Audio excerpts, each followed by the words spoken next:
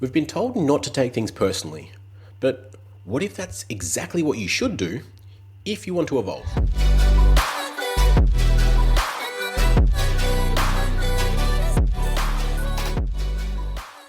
Welcome back to another episode of the Be Better podcast. I'm your host, Harrison Orr. I've helped almost 500 guys to rebuild their energy, their presence, their intimacy, so that they can have the success at home and in their marriage like they do in their business. What if everything that you feel and experience from other people is not a personal attack, but simply a mirror, either of how you see yourself or what you still haven't owned yet? So then, what if taking things personally is not a weakness or something to be absolved, but simply an opportunity? And I used to avoid these things like the plague. Every time I would get triggered or I would take things personally, it was sometimes a well-intended piece of feedback or a criticism, but I would take it so to heart, like it was a personal reflection, like they were having a go at me, like I was a bad person. And if you're an overthinker and anxious nice guy, then you will know what that spiral ends up in. And that, I guess, distaste for those type of interactions forced me or put me in a position where I would go so far to try and avoid those. I would not put myself out there. I would, try to either not make comments or not engage in conversations where there was the opportunity of that happening. And as most nice guys, we avoid conflict. And so when we avoid conflict, even though it may not even be real conflict, like it's not a fight where it's going to end up in divorce or, breaking up business partners or anything like that, but it's simply a discussion of an incongruency or a reflection, something like that, then we massively limit ourselves because we're so afraid of this outcome and we take things personally. But when we look at, and this is my perspective at least anyway, when you look at why we take things personally, like what is actually happening, and it's a lack of ownership, if we're being real. It's someone is reflecting something back to us that we have not owned, and ultimately we do not want to allow their reality. Here's a frame that really helped me it fucking blew my mind, but will also, maybe help you to maybe humble yourself, but also see this in a different light. Every single person you have ever met in your entire life, in their mind, will have a different version of you. Your kids will see you as dad and everything that comes in that. Your partner will see you as husband and everything that comes with that. Your mum and your dad will see you as son. Your neighbors, the people that you work with, your friends, even the strangers, the person that you buy, coffee from or that you get regular experiences interacting with, they will all see you in a different light. Some will think that you're this fun, outgoing, charismatic, funny person. Others might think you're a hard ass or you're stressed or you're all these things. And if we look back across your life, there's probably some exes or some people in your life that you are the villain in their story. There's some other people where you're the hero in their story. So who is right? Everyone's got an opinion. Everyone that you know and met has an opinion of you. Who is right? Well, they all are, to a degree, in their reality, because you've played a character in their role. And so when we take things personally, it simply means that it is something that we haven't owned yet. It's something that we wish they didn't know. Because if it didn't match your story, it wouldn't trigger you. Every time someone says something and you get that sting, that tightness in your chest, it's not about them. It's your nervous system saying, well, I know that, but you're not supposed to know that. As nice guys, we believe that we can bury our flaws down and we perceive to everybody else that we're perfect and we're good. And that's why it aligns with your internal reality and why it stings so much. Because how do you know that? You're not supposed to know that. So yeah, take it personally, but not to shame yourself, but to see yourself. Because these triggers are simply mirrors. And then if you want to grow, you got to look at what's being reflected back. You look at, okay, you're right, I haven't owned that trait. Or I do like to think that I'm on time, that I have these standards, but someone has just blatantly pointed out that I was late to this meeting, that I didn't hold that standard. So there's that incongruency there. When our partner comes to us with feedback, right? Something that, it might be in an emotional state when it gets delivered. Nevertheless, still feedback, still something that we can take from it, of something that we have or have not done. It's one thing to own these traits on your own. Like, you can say, yes, I can see that I've been a narcissist in the past. I can see that I've been aggressive. I can see that I've been a manipulator. I can see that I've been all these traits that I try my hardest not to associate with, but I can see that I have exhibited these traits in my life at some point. Okay, so there is evidence there. So on occasions, I am that. Very different when that label or that trait is being reflected back to you in an emotional state from someone that you deeply care about. That's a different level of ownership. That takes regulating of your nervous system to being able to stay present instead of getting reactive in the moment, to be able to just breathe. You're right. I did do that. Now that's the opportunity to then go and adjust that standard, to improve yourself, to look at where there is that discrepancy or incongruency between who you say you are and who you want to be, or who your actions and your words say you are.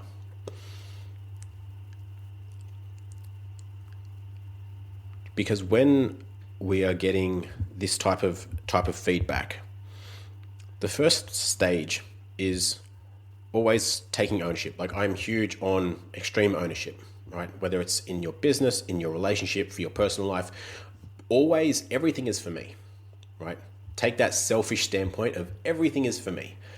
That feedback, beautiful.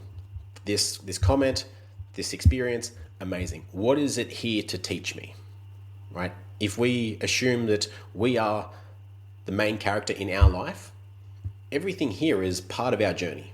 It's here to reflect something back to us that we haven't owned, to reflect a standard that we said we have, but we haven't held up, whatever it is, to allow us to then go and fix that, right? It's not here to beat us down, but to shine the light on what we've conveniently kept in the shadows, to say like, hey man, you said you were this, but here's where you're not. Go and fix it if you want to continue to label yourself or see yourself as this type of person. And I believe that's why a lot of nice guys get so defensive and shut down in points of conflict, is because they like to paint themselves as this good person with good intentions and all these things. And when it gets highlighted, then that goes against that reality. Now, I want to give you an example of how this comes up, right? Because yes, okay, now that we've taken what's for us, is this true? Have I owned it? What's in it for me? Beautiful. Take the lesson from this. The next step now, because continuing to take it this way forever to the extent is not always helpful, right? But this next phase is going to enable you to have a level of understanding of the person that you're dealing with. So most of you have found me through Instagram. Some of my reels have gone viral, and so there's thousands of comments on some of them. And as you can imagine, it's the internet, so not all of them are positive. And some people take the route of attacking me personally, right? And they will diss on my hairline, diss on what I'm doing in the reel. Maybe I'm cutting the wood wrong, or I'm doing whatever in some of those ones you've probably seen. Or, there's a theme. A lot of people seem to be calling me Lil Bro, like Lil Bro. I don't know if that's like an American insult or thing, or I don't know. That seems to have come up quite a bit. But I'm like, that's interesting. And then people saying like, oh, no one's buying your course, bro, and all these things.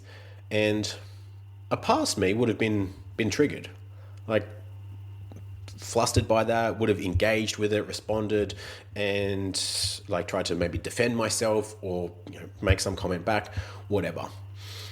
But now I look at these And I'm like, okay, if I've had an emotional response, what's in this for me? Is it true?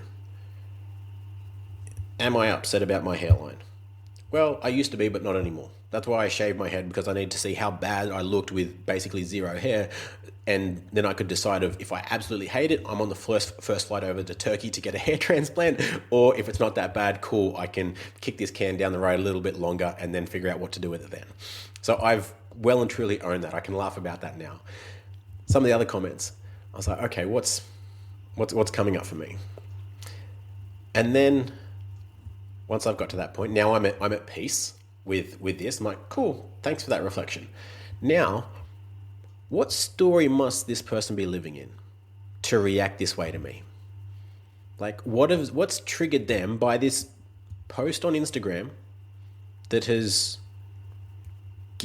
warranted them taking the time and the energy to engage with someone that they perceivably do not align with, do not agree with, which is funny to me on social media because of the algorithm. What you engage with is what then gets shown up on your feed. So I actually have a little bit of a chuckle, like, cool, if you don't like it that much, now you're going to get even more of it because you've now engaged with it, right? So I have a little bit of chuckle about that.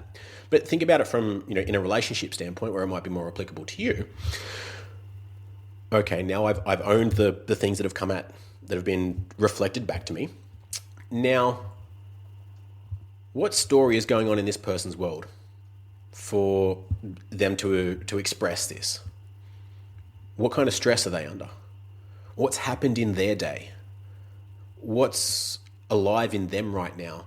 Or, their intentions or what's going on for this to amount this way? Because ultimately, it's not about you. And it's never been about you. That tone in her voice, that harsh TM or message, that passive-aggressive dig, it's all just projection. Right? Once you've taken ownership of what's in it for you, the rest is just their map and their projection leaking out onto the reality. And so you're just the screen that they're projecting it onto. Once you've taken ownership of your reaction and your state, the next level is just seeing their story. And that way you stop absorbing everything and start observing everything. And that's the powerful shift where you understand instead of react or take it personally to your detriment. Like an example, if you're in traffic and some guy speeds past you, cuts you off, and is just driving like a hoon, almost causes an accident. Do you think, maybe, and then you get frustrated, maybe you flip him off or whatever. Do you think that he was driving or woke up that morning and thought, I'm really going to piss that guy off. I'm going to cut him off and I'm just going to ruin his day? Just a quick announcement, guys. If you are a high-performing father or a successful business owner who's built the life you said you always wanted, and even a life most men would envy, but deep down you feel like something's off.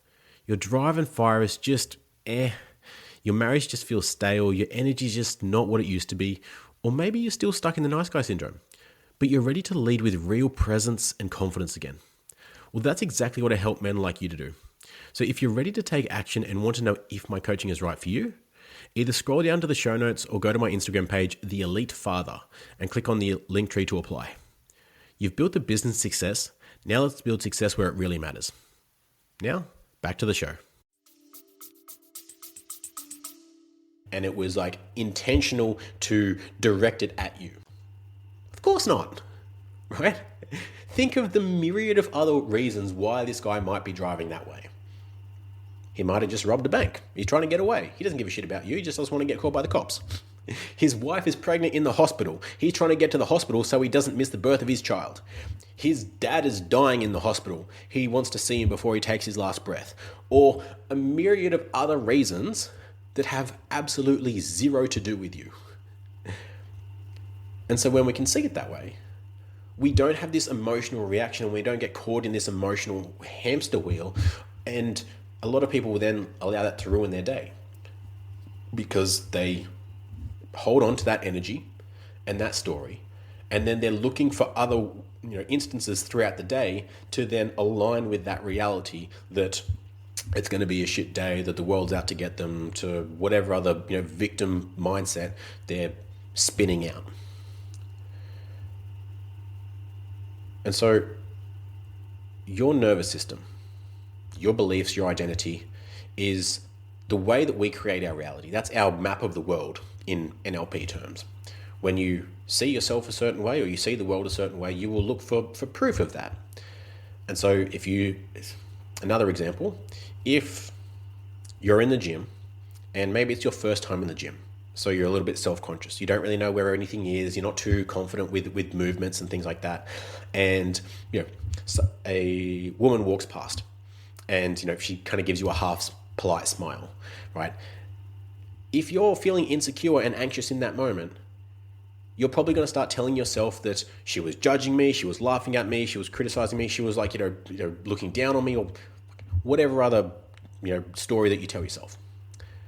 Now, imagine if even just say you have the exact same body, or you're wearing clothes that don't show off your body, right? So she couldn't tell that you go to the gym or not, right? Assume everything else is the same, but you have a high self-confidence and self-esteem, right? You're confident in there and you believe that you're attractive and all the things. Same instance, walks past, gives you a half smile, whatever.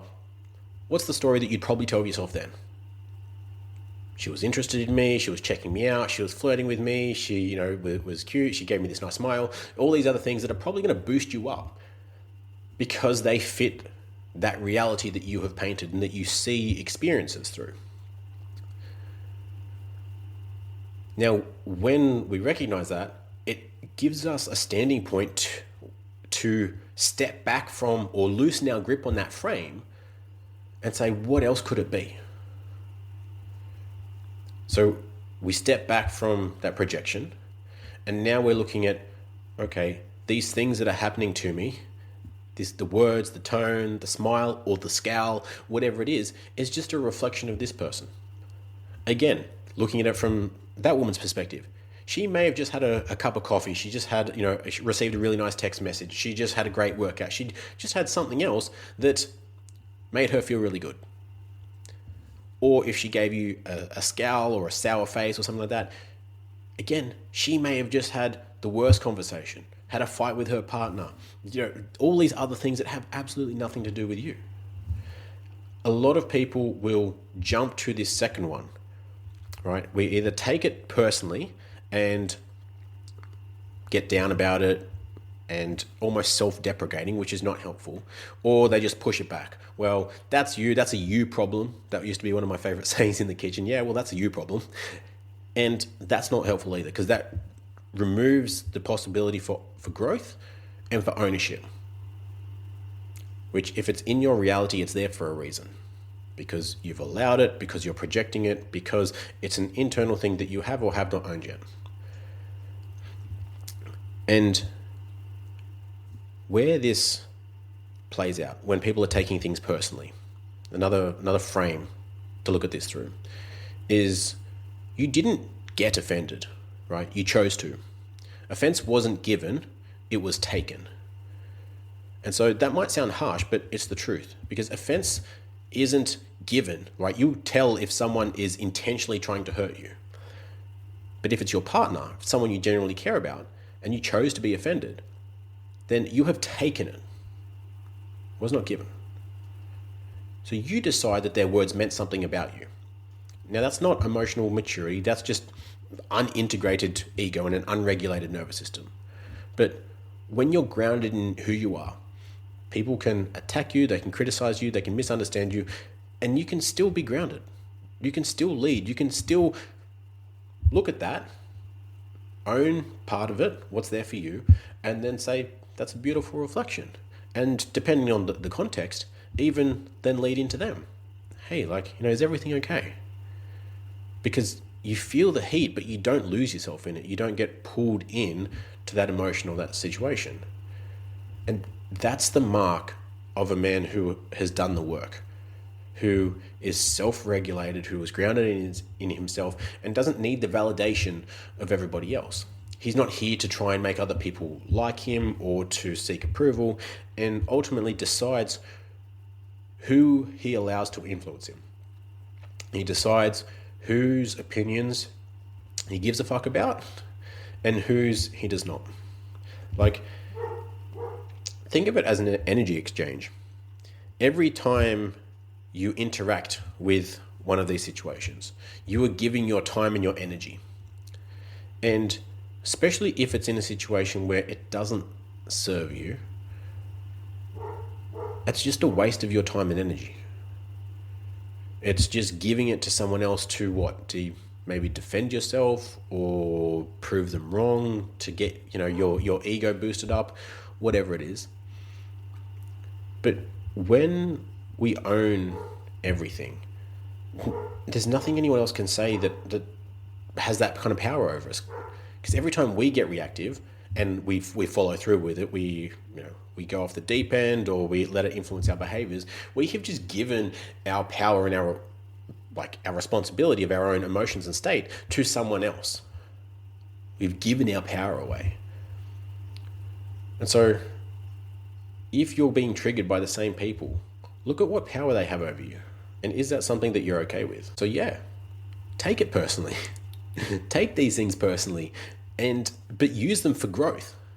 Use this stuff so that you can actually elevate yourself, because you'll never be fully trigger proof, right? There will always be things that sting that little bit more, and that's just part of the growth, right?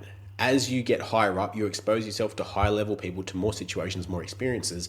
There's going to be things that used to sting but no longer do, and now new things that come up.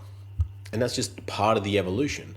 But as you go, ideally you have a better way of handling it and experiencing it that doesn't result in you getting flustered or frustrated, or projecting that back onto them and operating from a low vibrational frequency. So to wrap this up, 2 frames on taking it personally. First step, own it. Own what it is there for you. Yes, that's something I haven't owned. Yes, that's an insecurity of mine that I haven't dealt with, that I haven't come to terms with. Whatever that lesson is for you, amazing. Come to that point in its fullest, right? Don't just skip through that one, because that's the biggest one when it comes to growth. And then the next piece is the understanding of the other person, right? Okay, this projection is just coming out because that's their map of the world. That's a representation of their state and their inner world right now. Maybe they've got a lot going on. It's all these other things that have nothing to do with you. From that place, if it's someone you genuinely care about, you can then speak into that without taking it personally. That level of understanding and being able to see through that is what creates an unshakable man, an unshakable husband, father, leader, that people know that they can hurl their shit at, right? And you're not a punching bag here, but this will then teach them to regulate their emotions and know that you're a safe space without you getting phased.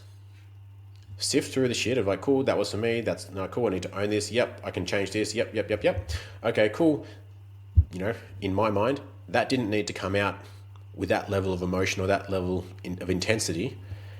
And now I can speak into, hey, it seems like, you're really stressed, or something's bothering you, something's going on. Do you want to talk about it? And then you cut through that.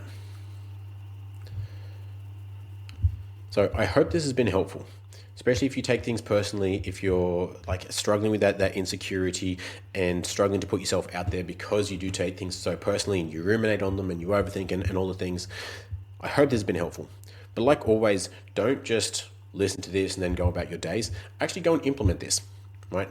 Either implement this, go and think about the last few things that you were triggered from and write them down. Write what the lesson is there for you, and then what you can change in your actions so that you start to own and rectify that, so that you balance the congruency between who you say you are and who your words and actions say that you are. So with that, don't be sorry, be better.